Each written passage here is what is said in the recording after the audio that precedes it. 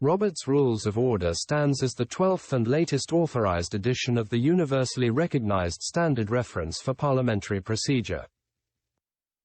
This comprehensive book, which supersedes all previous editions dating back to 1876, outlines principles and guidelines that ensure equitable rights among members of deliberative and decision-making groups, leading to more just and efficient meetings.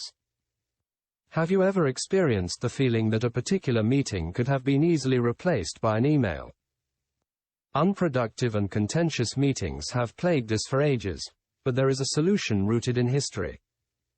Learn how to tackle these issues with a set of rules developed over a century ago. These rules, pioneered by Henry M.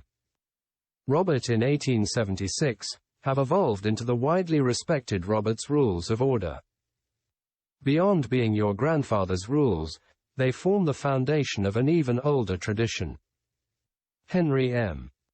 Robert, an Army engineering officer, became interested in parliamentary procedure 13 years before publishing the initial version of what would eventually become Robert's Rules of Order. His motivation came from leading a meeting that descended into chaos. During a crucial time in America's history, when cooperation between states and localities was vital, the need to find common ground was paramount. Though parliamentary procedure had already made its way from England, each group had critical differences in the rules they adopted. Today, you don't require a time machine or an extensive history lesson to understand the value of Robert's Rules of Order. This guide establishes a shared set of rules, enabling clarity in discussions, actions, and respectful treatment of one another throughout the process. Even after all these years, these guidelines remain the foremost authority on parliamentary procedure for local governments, organizations, and other membership groups across the U.S. Robert's Rules of Order offers a comprehensive and highly detailed reference, covering almost every possible meeting scenario. While we can't delve into each one in this book summary, you will receive an introduction to the fundamentals, including the main principles and their application throughout a meeting. Armed with this knowledge, you will be well equipped to conduct your own meetings fairly, justly, and efficiently. Chapter 1. Empowering Meetings, Unleashing the Potential of Robert's Rules of Order. Have you ever found yourself in a meeting where one person dominated the conversation, leaving little room for others to contribute? Or perhaps you witnessed a small group imposing their will on the majority, disregarding differing opinions. These common meeting challenges can be effectively addressed through the application of Robert's Rules of Order, offering a solution that starts with its foundational principles. At the core of Robert's Rules of Order lies the principle of equal rights for every member of the organization. This means that all members have the opportunity to participate in meetings, presenting topics, sharing their thoughts, and participating in the voting process. These rights extend to all meeting-related matters, whether it involves proposing new ideas or addressing issues within the meeting itself. Additionally, the guiding principle of majority rule ensures that decisions are made democratically. By structuring meetings based on these fundamental principles, an environment of fairness and efficiency is fostered. For instance, only one topic is considered at a time, allowing each member to express their thoughts before revisiting the topic. Interruptions are limited unless there is a genuine urgency. Can you envision a meeting where everyone's voice is valued and respected? Before delving into the intricate workings of Robert's rules, certain prerequisites must be established. Your organization must formally adopt Robert's Rules of Order as its parliamentary authority and enshrine it in its bylaws. Without a commitment to follow these rules, their implementation will be ineffective. Moreover, remember that your own bylaws take precedence over Robert's Rules of Order, as well as any relevant state or federal laws. These rules are designed to complement and enhance existing governance structures. Determining the quorum, the minimum number of attendees required to conduct official actions, is essential. Additionally, appointing a presiding officer, or chair, and a secretary, both of whom must be present during meetings, ensures proper leadership and documentation. The chair, well versed in the rules, acts as an effective referee and is responsible for setting the agenda, which the board votes to adopt at the beginning of each meeting. The secretary takes meticulous notes during the proceedings. While there is much more to explore regarding best practices for bylaws and the roles of the chair and secretary, grasping these essential elements is crucial to understanding the flow of a meeting governed by Robert's rules. In the following sections, we will delve into the inner workings of these empowered meetings. Chapter 2. Harmonizing Meetings, Unveiling the Musical Connection in Robert's Rules of Order. Have you ever grooved to the soulful melodies of "I Second That Emotion," performed by the legendary Smokey Robinson, or the iconic renditions by Diana Ross and the Supremes and the Temptations? If so, prepare for a delightful revelation, as you'll never listen to this 1960s Motown hit without linking it to Robert's Rules of Order. Surprisingly, this catchy tune shares a connection with parliamentary procedure, as Smokey Robinson himself revealed that the song's inspiration came from co-writer Al Cleveland, cleverly adapting the phrase, "I second that motion." In the realm of meetings, the moment things truly get underway is when a motion is seconded. As we explored earlier, meetings focus on one topic at a time, and motions play a pivotal role in initiating discussions. A motion is a proposal for the group to take action on a particular matter. When there are no other topics under consideration, any member can present a motion, provided it is acknowledged by the chair. While a motion can be initiated by a single member, most often, it requires the support or second of another member for further consideration. Without a second, the motion fails, and the meeting proceeds to the next item of business. By saying, "I second that motion," another member sets the topic in motion and places it on the table, in accordance with Robert's rules. From this point, the chair steps in as a moderator for the ensuing debate. They must recognize anyone wishing to speak, ensuring each member has an opportunity to share their thoughts on the matter. Those who speak must state their intention clearly at the outset, indicating whether they are speaking in favor of or against the motion being discussed. While the chair remains attentive to members who wish to speak, it is ideal to submit topics in advance to be included in the new business section of the agenda. However, this is not mandatory unless specified in the bylaws. In the world of motions, there exists a variety of types, and the subsequent section will delve into them, revealing the harmonious intricacies of parliamentary procedure. Chapter 3.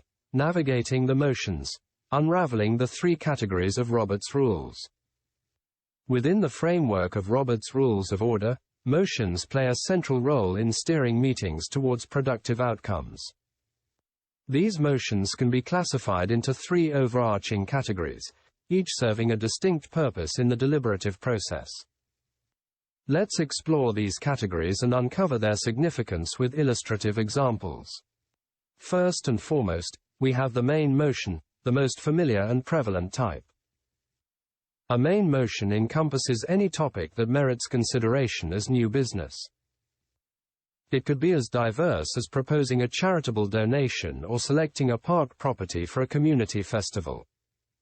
These motions form the foundation of the meeting's agenda, driving the discussions forward. Next, we encounter the secondary motions, which further subdivide into three distinct groups: subsidiary, privileged, and incidental motions.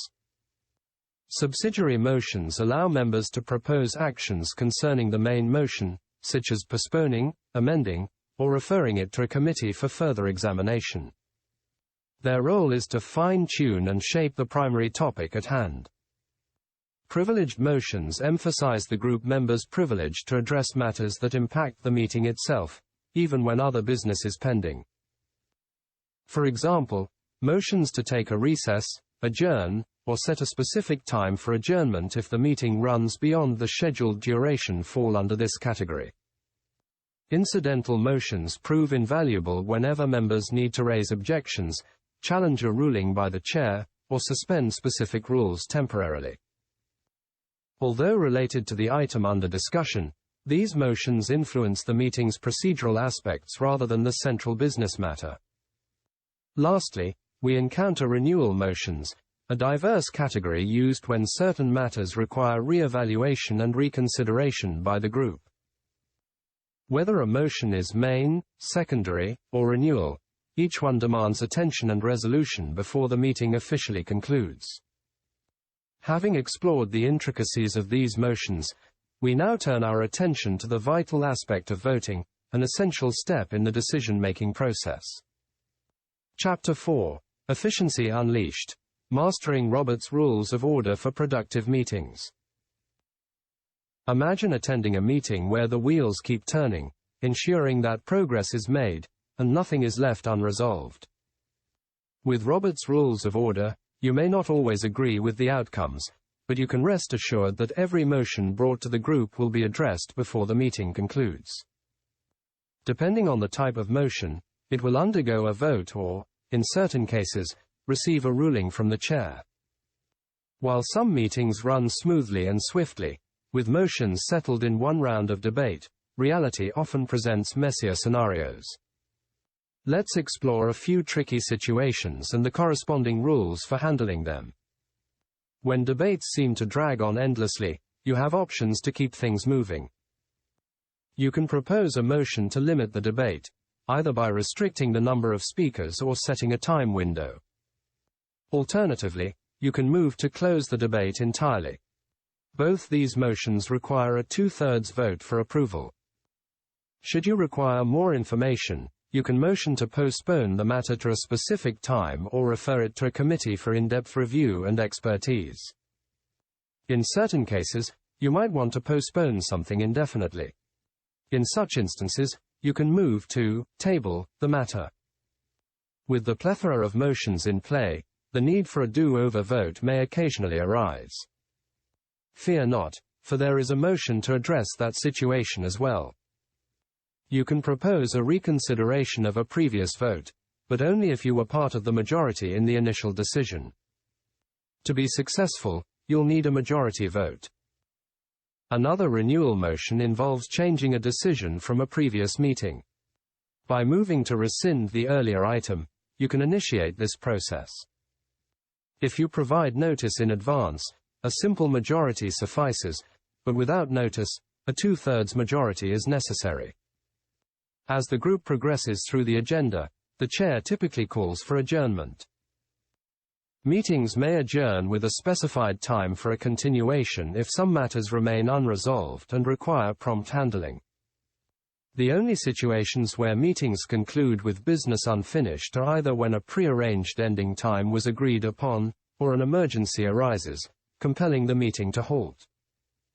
Mastering Robert's Rules of Order empowers you to lead meetings with exceptional efficiency, ensuring that each motion receives due consideration and contributing to the success of every gathering. Summary. Any organization has the opportunity to embrace a time-honored set of meeting principles, fostering equitable participation, speech, and voting rights in shaping the group's actions. By ensuring a quorum, appointing a competent presiding officer and secretary, the organization can adhere to established protocols, facilitating an efficient meeting structure that includes open and equitable discussions, valuing every participant's time and input. As a result, both the majority and minority opinions feel acknowledged and fulfilled, irrespective of the final decisions. Now equipped with these essential insights, you might consider implementing Robert's Rules of Order to elevate your organization's proceedings to a new level of excellence.